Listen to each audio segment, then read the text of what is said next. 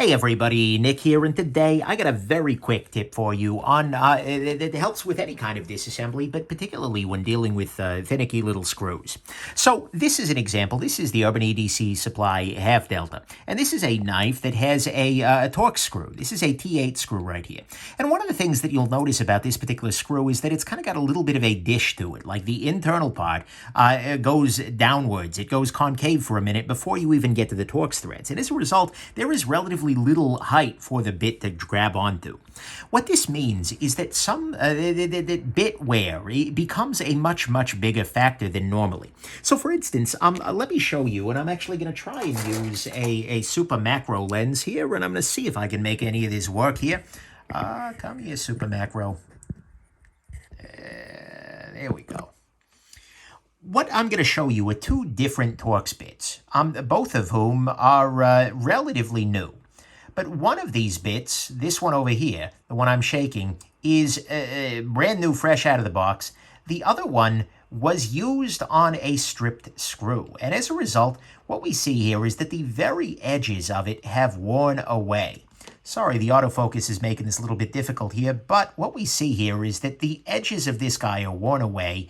And as a result, in a screw like that one that I just showed you with that little bit of dishing, that can make a big difference. And that meant that on this particular screw, where there is very little area, there is very little depth for the screw fins basically to engage, this guy skipped around. Whereas a brand new fresh bit, like this guy right here, it did not. That grabbed on nicely. What I mean, the reason I bring this up at all is that, you know, if we zoom back out, so to speak, if we look at these bits from kind of an everyday perspective, both of these look good. Both of these look absolutely fine. You might see a little bit of reflectivity in the corners there, but neither of these comes across as like, oh my God, that bit is screwed up. But this little tiny difference can make a major difference and can mean that you are absolutely going to have some trouble. This is exactly the reason why I order the bits in bulk. I do a bunch of, this is not, by the way, a plug or anything like that. It's just sort of the way that I go through life.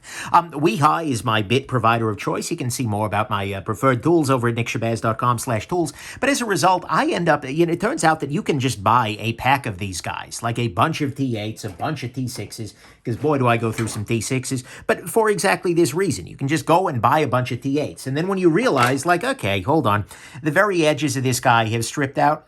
Looks like I got to get rid of this guy and, you know, yeet, and throw a brand new one into that driver, and then everything will work great.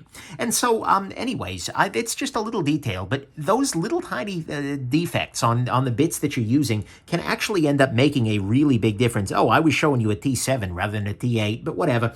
The point stands, right? So sometimes using a fresh bit turns out to be really important, even though it may not look like it at that very moment. So if you're skipping, if you're getting a lot of those kinds of troubles, take a look at your bits and take a look even more closely than you might think you need to, because sometimes that right there can be the key to the kingdom. Anyways, hope this is interesting to you. Have yourselves an absolutely wonderful rest of your day. Bye now.